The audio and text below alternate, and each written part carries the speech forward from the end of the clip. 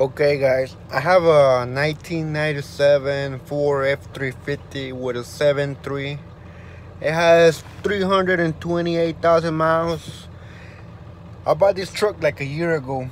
Since that day I didn't have no problems other than the oil pump, the low pressure oil pump, the one that is in front of the crank. The few days I was coming out of work and the truck started giving me some problems.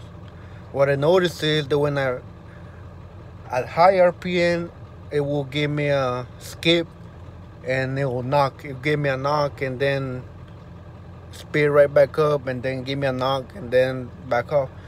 So I went and changed the harness because they were burned. All the harness, valve covers, everything motorcraft. Everything motorcraft. I bought it from Ford. I bought the ICP sensor. I bought all the harness from Ford. Everything new from Ford. And then I still have the same problem. So I'm gonna rev up the truck so you can hear the problem and can give me any ideas. I believe it's an injector, but I don't know how to do a buzzer test. But I do have a what they call it, I guess a thermometer gun, and almost they all read all the same, but I don't know. So I just want to make sure before I change more parts and spend more money on it, because motor Ford parts are really expensive. So pay attention and just let me know.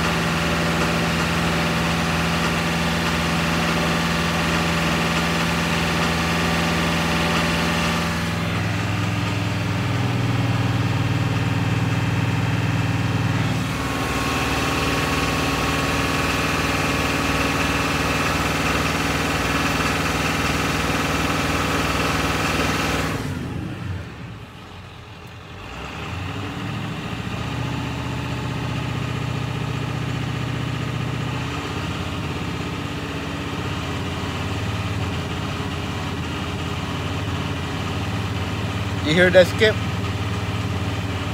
You hear that clank noise? You hear it?